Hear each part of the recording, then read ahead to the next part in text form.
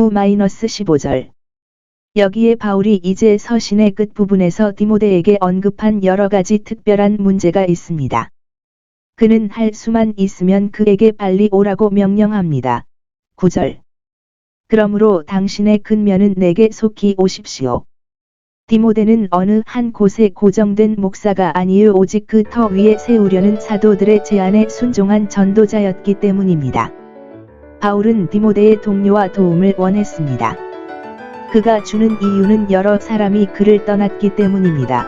10절. 악한 원리에서 나온 사람. 이 현세를 사랑하여 나를 버렸습니다. 그는 고난. 바울은 이제 감옥에 갇혔고 그 때문에 곤경에 빠지는 것이 두려웠기 때문. 이나 자신이 얽힌 세속적인 일 때문에 그의 사역에서 쫓겨나는 것이 두려웠기 때문에 바울과 그의 관심을 그만두었습니다.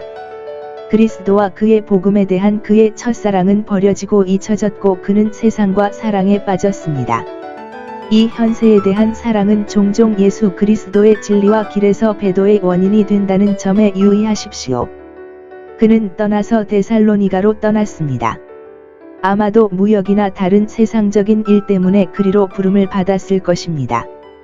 그러나 누가는 바울과 함께 있었고 11, 12절. 이것으로 충분하지 않습니까?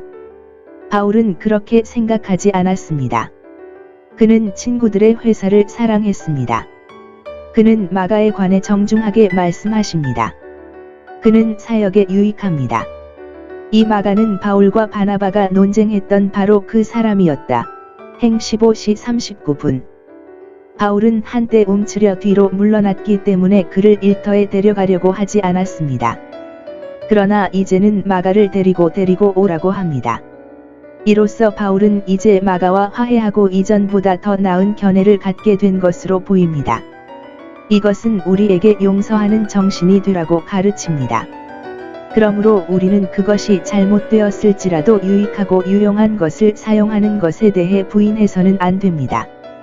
바울은 디모데에게 그에게 오라고 명령하고 그가 드로아를 지나갈 때 그에게 그가 그곳에 두고 온 것을 그곳으로 가져오라고 명합니다.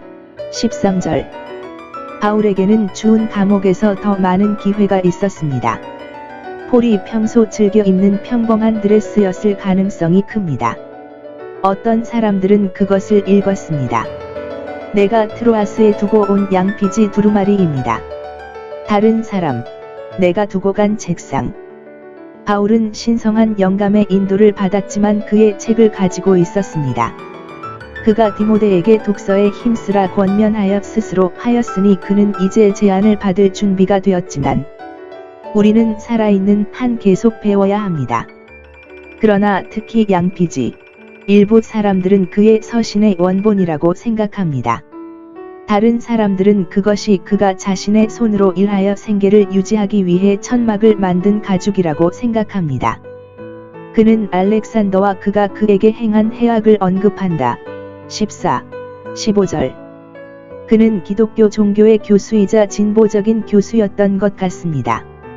왜냐하면 그는 그곳에서 특히 다이애나를 숭배하는 사람들에게 비방을 받았지만 바울에게 많은 악행을 저질렀기 때문입니다.